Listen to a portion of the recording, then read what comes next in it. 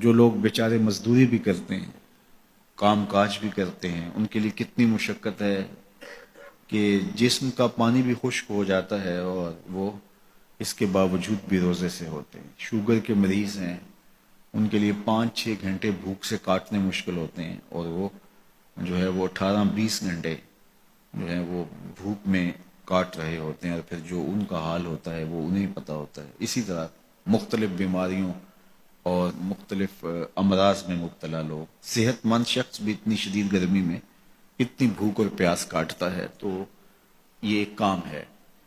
تو یہ کیوں کیا جاتا ہے، اس کا مقصد کیا ہے؟ تو وہ مقصد کوئی مخفی مقصد نہیں ہے، کوئی پوشیدہ مقصد نہیں ہے جو معلوم نہ ہو، وہ قرآن نے بیان کر دیا، اور وہ کیا ہے؟ تقوی۔ تو تمہیں روزہ اس لیے دیا گیا ہے تاکہ تم بھوک پیاس کاٹنے کے بعد اس نتیجے پہ پہنچو کہ تمہیں اتقاء کی دولت نصیب ہو۔ تو میں اور آپ 20 روزے گزار چکے ہیں، اب 21ویں روزے میں داخل ہو چکے ہیں۔ ہمیں ضرور اپنا جائزہ لینا چاہیے کہ کیا ہمیں مقصود کا کچھ حصہ نصیب ہوا ہے۔ اگر ہوا ہے تو ہمیں مبارک ہو، اور اگر نہیں تو ابھی موقع ہاتھ سے نہیں گیا، ابھی 10 دن ہمارے پاس باقی ہیں۔ تو بھرپور محنت کر کے، مشقت کر کے اپنے آپ کو اس منزل تک لے جانا چاہیں۔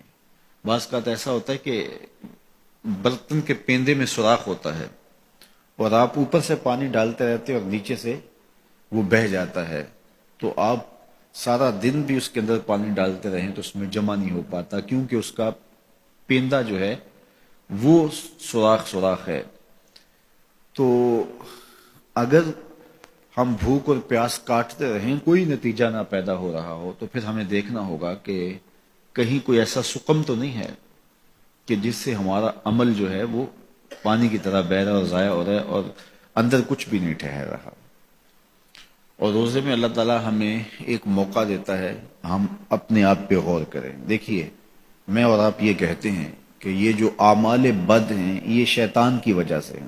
شیطان ایک ایسا مکار، ایک ایسا زیرک، ایک ایسا چالاک دشمن ہے کہ جو ہمیں چاروں طرف سے حملہ آور ہو رہا ہے۔ یہ چمکھی لڑائی ہے شیطان کے ساتھ ہماری۔ اس نے کہا میں دائیں سے آؤں گا، بائیں سے آؤں گا، آگے سے آؤں گا، پیچھے سے آؤں گا، وہ کسی نہ کسی طریقے سے آتا ہے۔ اور جب شیاطین جکڑ دیے گئے، اب ہم دیکھیں کہ ہمیں جو بہکاتا تھا، ہمارے ساتھ مکر اور چالاکی کے ساتھ ہمیں راہ مستقیم سے ہٹانے کی کوشش میں لگا ہوا تھا، اب وہ تو جکڑ دیا گیا، اور ہم اس کے باوجود بھی گناہ کی زندگی میں کیوں ہیں؟ یہ میرے لیے اور آپ کے لیے ایک سوچنے کی بات ہے کہ جو چیز ہمارے بہکاوے کا سبب تھی وہ تو اب نہیں رہی، وہ تو جکڑ دی گئی، اور یہ پکی اور طے شدہ بات ہے کہ وہ واقعتاً جکڑ دیا گیا۔ تو اب ہم اس کے باوجود کیوں گناہوں بھری زندگی بسر کرتے ہیں؟ تو ایک ہمارے لیے یہ سوچنے کا موقع ہے، کیا شیطان کی مسلسل صحبت کے نتیجے میں کہیں ہم خود ہی شیطان صفت تو نہیں ہو گئے کہ شیطان بند بھی گیا ہے، اور اس کے باوجود اگر ہم کسی کو دکھ دے رہے ہیں، اس کے باوجود ہم کسی کی غیبت کر رہے ہیں، اس کے باوجود ہم کسی پہ ظلم کر رہے ہیں، اس کے باوجود اگر ہم رزق حلال کی بجائے رزق حرام اکٹھا کر رہے ہیں، تو پھر ہمیں دیکھنا ہوگا کہ کہیں ایسا تو نہیں ہے کہ شیطان کی مسلسل صحبت کی وجہ سے اس کی صفتیں ہمارے اندر تو پیدا نہیں ہوگی، اس نے ہمیں اپنے رنگ کے اندر رنگ تو نہیں دیا۔ شیطان کی وجہ سے ہم اتنے شیطان وصف ہو گئے، شیطان صفت بن گئے کہ شیطان رخصت بھی ہو چکا، جکڑا بھی گیا، لیکن اپنی عادتیں، اپنے اوصاف، اپنا رنگ ہمارے اوپر چڑھا گیا۔ ہم جہاں تھے اور وہیں کے وہیں کھڑے ہیں، اور ماہ سیام ہر سال آتا ہے اور گزر جاتا ہے، اور ہم جہاں ہوتے ہیں پھر وہیں کے وہیں ہوتے ہیں۔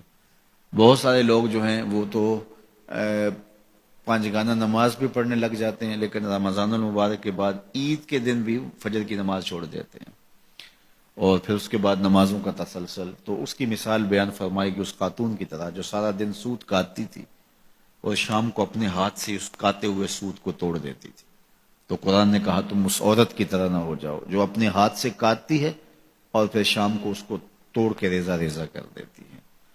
تو جو بھی نصیب ہو، تھوڑا نصیب ہو، لیکن اگر پیندے میں سوراخ نہیں ہے تو ایک ایک قطرہ بھی روز پڑے گا تو ایک دن برتن بھر جائے گا.